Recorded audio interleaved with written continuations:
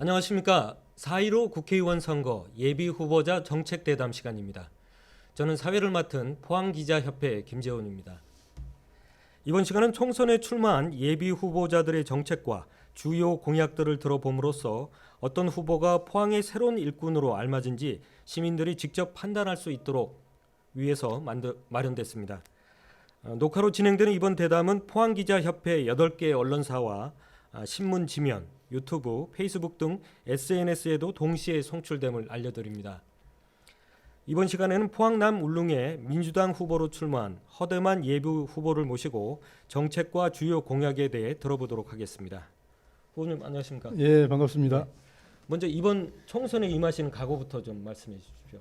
예, 시민 여러분, 지금 포항은 추락하느냐 재도약하느냐의 기로에 서 있습니다.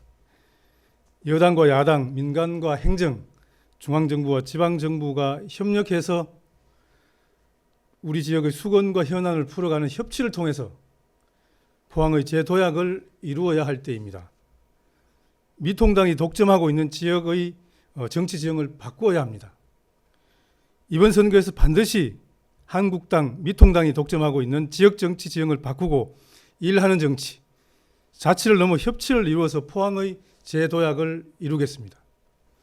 우리 정치의 극단적인 대립과 갈등을 넘어서 협치를 이루고 이를 통해서 지역 발전을 이루고자 하는 각오로 마지막이라는 생각으로 선거에 임하고 있습니다.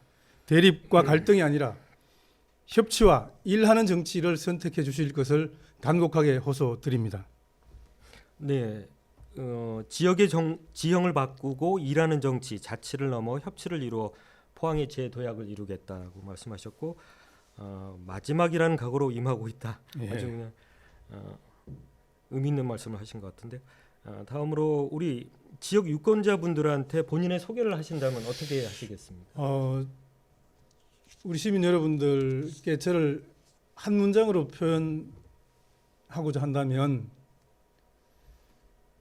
집권 여당을 일할 수 있는 후보 그리고 포항 전문가라고 자평을 하고 싶습니다. 저는 만 26세에 포항시의 의원으로 정치활동을 시작을 했습니다. 그때부터 청춘을 바쳐서 우리 포항의 여러 가지 현안에 참여하고 연구해 왔다고 생각을 합니다. 포항에서 아마 3남 1녀의 아이를 키우고 있는 후보는 포항 남구에 출마한 5명의 후보 중에서 아무도 없을 것입니다. 지역의 시민단체 활동, 청년단체 활동을 통해서 누구보다 포항의 현실과 포항의 미래에 대해서 깊이 고민해온 포항 전문가라고 자부합니다. 그리고 행정안전부의 장관정책보좌관으로 일하면서 또 국가균형발전위원회 전문위원으로 일하면서 현 정부의 초기에 국정운영에 참여한 경험이 지방과 중앙의 각종 당직을 거치면서 중앙정부와 중앙당의 여당 내에 각종 인맥과 충실한 네트워크를 구축하고 있습니다. 우리 지역민의 오랜 수건을 풀기 위해서 대통령과 집권 여당의 관심과 지원을 이끌어내기 위해서는 제가 가장 적합한 위치에 있다라고 감히 자부할 수 있습니다. 한마디로 포항 전문가이자 집권 여당의 일할 수 있는 후보, 이것이 바로 허대만을 표현하고 있는 두 가지 특징이라고 생각을 합니다. 네, 후보님께서는 젊어서부터 포항에서 이제 지역에서 이제 정치 활동을 하셨고 꾸준히 포항에서 살고 계신 분이시고 예. 또 특히 이제 사남 자녀분이 4분이시라는 점 크게 공감하고 있습니다. 네, 본격적으로 들어가서 이제 이번 선거에서 후보님의 주요 공약과 자신만의 차별화된 전략 있으면 좀 말씀해 주십시오. 제가 출마 선언을 하면서 7가지 핵심 과제를 제시를 했습니다. 가장 대표적인 공약으로 제가 삼고 있는 것은 지금 현재 텅텅 비어있는 블루밸리 국가산단에 미래형 자동차 공장을 유치하겠다는 공약입니다. 시민 여러분들께서 잘 아시는 바와 같이 우리 포항은 세계적인 철강 도시로 자동차 소재, 철강 소재를 생산하는 세계 최고의 도시입니다. 그리고 작년에 우리 포항은 배터리 규제 자유 특구로 지정이 되어서 앞으로 배터리 산업 분야에 큰 강점을 가지는 도시로 성장하게 될 것입니다. 그리고 우리 포항 인근의 외동공단에는 자동차 부품 공장이 아주 많이 존재하고 있습니다. 그리고 포항공대를 중심으로 해서 인공지능 대학원이 개설이 되어서 인공지능 분야에서도 우리 포항은 강점을 가지게 될 것입니다. 이런 포항이 가지고 있는 강점을 잘 엮으면 전기차, 자율주행차, 플라잉카 같은 미래형 자동차 공장을 유치하기에 가장 적합한 지역이 우리 포항이라고 생각을 합니다. 저에게 기회를 주신다면 임기 동안 모든 힘을 모아서 철강산업 이후의 신산업, 우리 포항 시민의 먹거리로 미래형 자동차 공장을 유치하기 위해서 온 힘을 다 해보겠습니다. 이것이 저희 대표 공약이라고 할 수 있습니다. 이 밖에도 우리 포항은 오랫동안 지곡단지에 연구개발 투자를 해왔습니다. 연구개발 투자는 했지만 그 성과가 사업화되기에는 아직 시간이 더 필요한 것 같습니다. 연구개발의 성과를 사업화하기 위해서, 기술 사업화를 위해서 포항 지곡단지를 창업특구로 만들어서 젊은 이들이 마음 놓고 창업하고 세계적인 기업으로 성장할 수 있는 그런 환경을 조성해 보겠습니다. 그리고 우리 포항 시민의 오랜 수건인 영일만 대교를 집권 여당의 공약으로 만들겠습니다. 그래서 임기 4년 내에 반드시 착공하겠다는 약속을 드립니다. 그리고 우리 포항 시민들이 KTX 개통으로 많은 편의를 누리고 있는데 아직 노선이 부족합니다. 서울 수도권의 강남권의 접근성이 떨어지기 때문에 SRT를 유치함으로 해서 KTX 노선 부족도 해소하고 포항의 강남권 접근성을 높이도록 하겠습니다. 그리고 노동 안전문화센터를 건립을 해서 해안 쪽에 위치하도록 해서 우리 포항의 노동자 도시라는 특징을 잘 살리고 전국의 노동자들이 재교육, 휴양, 휴식을 위한 공간으로 만든다면 우리 포항의 해양 관광 산업을 일으키기 위한 이 마중물 사업이 될 수 있다고 생각합니다. 노동안전문화센터를 꼭 만들어서 우리 포항의 해양 관광 산업의 마중물 사업으로 만들어 보겠습니다. 그리고 4차 산업혁명이 성숙되면서 경제 규모는 커지지만 고용이 줄어드는 현상이 벌어지고 있습니다. 이를 해결하기 위해서 장기적으로 모든 국민에게 최소한의 생활을 할 수 있는 기본소득을 보장해주는 국민기본소득제를 입법화하는 준비를 해나가겠습니다. 장기적인 과제로 추진하겠습니다. 그리고 우리 남구 지역은 어느 지역에 비해서도 환경 분야가 굉장히 열악한 지역입니다. 환경 분야에 있어서의 혁명적인 정책 전환이 필요한 때입니다. 남구의 환경혁명을 추진하겠다 하는 약속을 드립니다. 네, 여러 가지 말씀해 주셨는데 남구의 이제 대표적인 산단이 블루밸리 국가 산단에다가 이제 미래형 자동차 산업, 자동차 공장을 유치하시겠다고 대표 공약이라고 말씀해 주셨고요. 그다음에 이제 시민들께서 많이 관심을 또 갖고 계시는 영일만 대교 대해서 이제 집권 여당으로서 임기 내에 착공하시겠다. 예, 반드시 해내겠습니다. 예, 약속을 하셨네요. 그리고 또 이제 남구가 이제 공장이 우리 많다 보니까 이제 환경 문제가 심한데 예. 혁명적인 환경 대책을 수립하시겠다. 이렇게 말씀하셨습니다. 그러면 다음으로 우리 이제 이번에 출마하시는 지역구 포항 남 울릉의 가장 큰 현안은 무엇이라고 생각하는지 그리고 해결 방안은 무엇이라고 생각하시는지 말씀해 주십시오. 포항 남구에는 여러 가지 현안이 있지만 그 중에서 가장 심각하고 또 남구 전체에 걸쳐 있는 현안은 저는 환경 문제라고 생각을 합니다. 송도 해도 같은 경우에는 분진이나 미세먼지로 인한 피해가 오랫동안 지속되고 있습니다. 형산강의 수원이나 중금속 문제는 어제 오늘의 문제가 아니고 당장 피해가 나타나고 있지 않지만 장기적으로 굉장히 심각한 문제입니다. 최근에 아주 심각하게 부각되고 있는 문제가 오천 청림 제철 지역의 SRF 발전소 문제입니다. 이로 인한 이 주민들의 저항이 심각해지고 있습니다. 그리고 연일 대송 지역의 공단 공해 문제도 하루 이틀 된 문제가 아닌 오래된 문제입니다. 또 장기면 같은 경우에 해병대 사격장의 소음으로 인한 이 민원이 심각해지고 있는 실정입니다. 이처럼 포항 남구의 환경 문제는 주거 환경을 악화시키고 있고 주민 생활의 불편을 심화시키고 있습니다.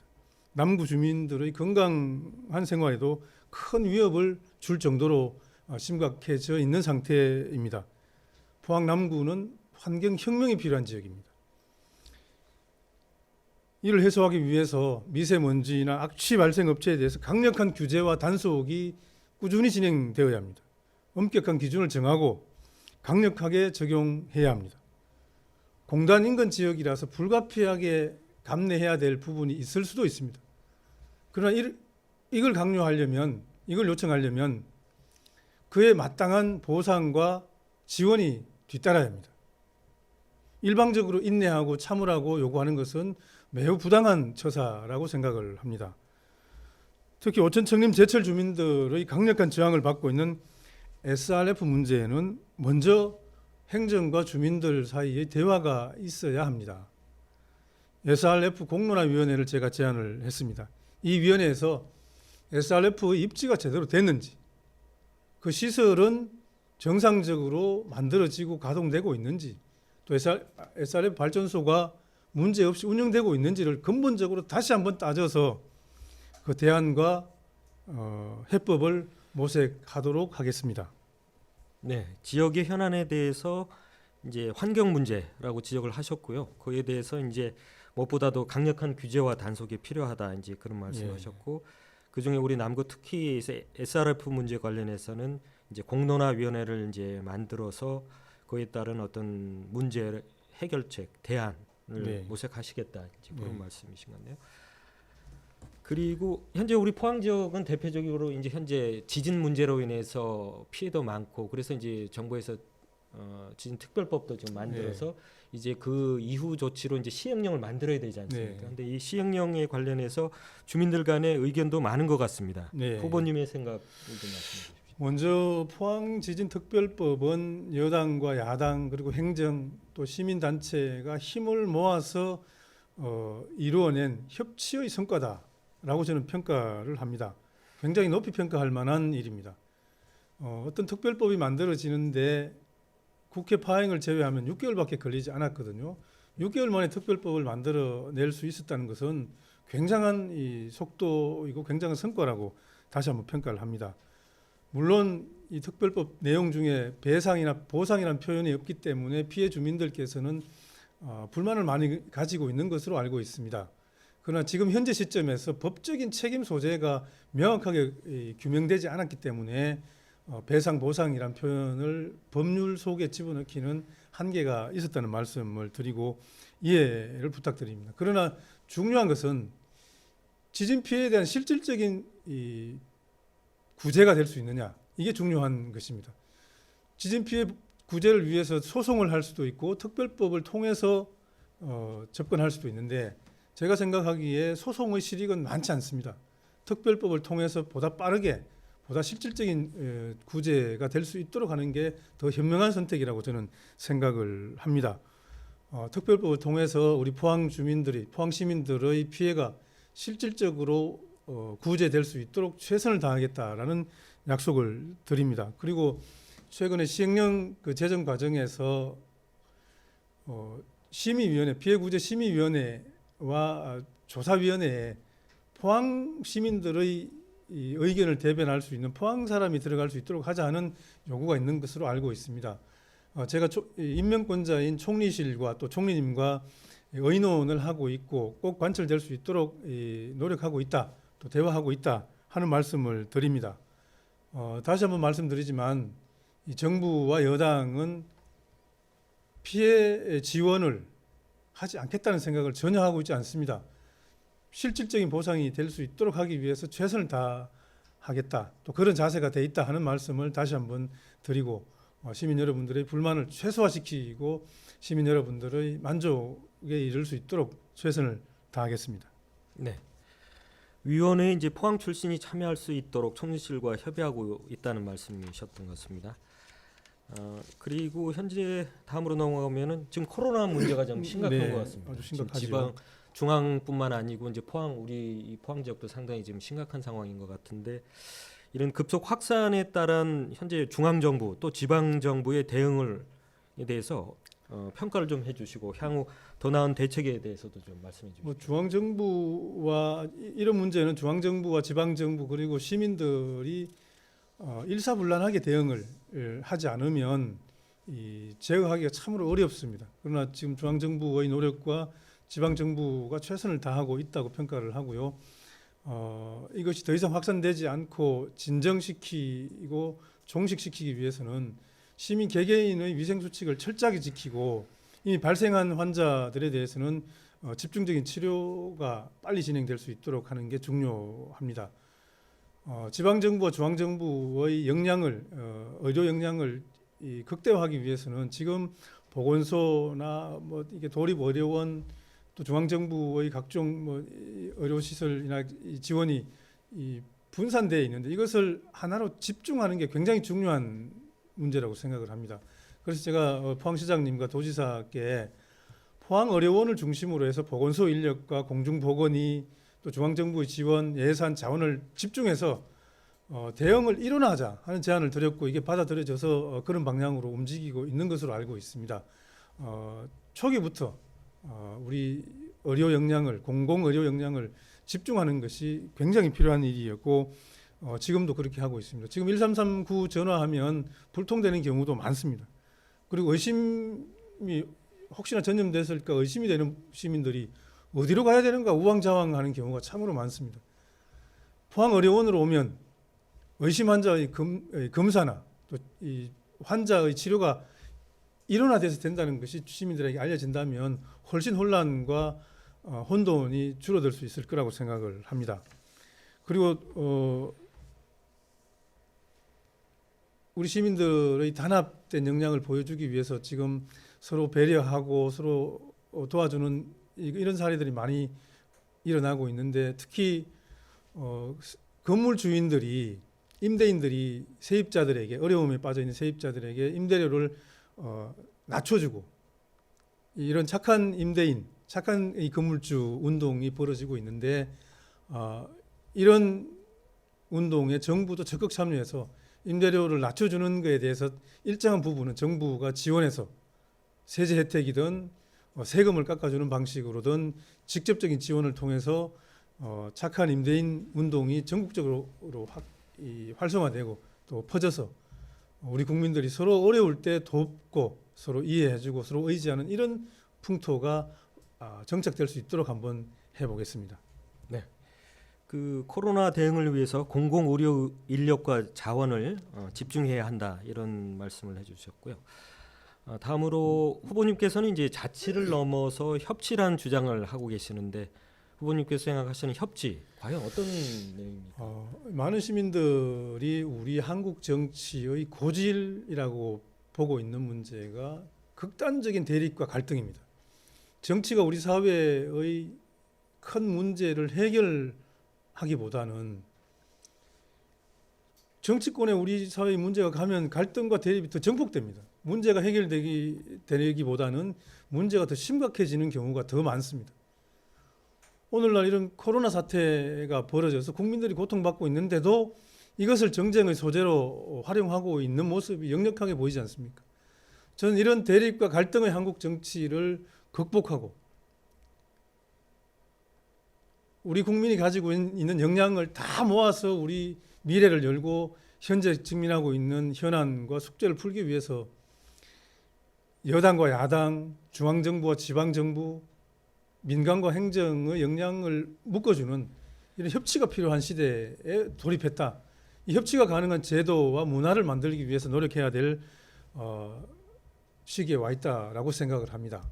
저는 오랫동안 지방자치 분야에서 활동하고 또 이게 연구돼 왔는데 이제 지방자치 30년 해왔습니다. 지방자치를 통한 성과도 있고 한계도 보이고 있습니다. 이제는 자치를 넘어서 온 시민의 역량을 하나로 묶을 수 있는 그런 협치의 시대를 준비하고 열어나가야 됩니다. 이를 위해서 제가 요즘은 자치 전도사가 아니고 협치 전도사가 되어서 협치의 필요성을 되풀이해서 강조하고 있습니다. 다시 한번 말씀드리지만 여당과 야당, 민간과 행정, 중앙정부와 지방정부의 역량을 묶어서 우리 지역의 오래 묵은 수건과 현안을 풀어가는 협치를 이루어야 포항의 재도약이 가능합니다. 이번에 대립과 갈등이 아니고 협치를 선택해 주실 것을 간곡하게 부탁을 드립니다.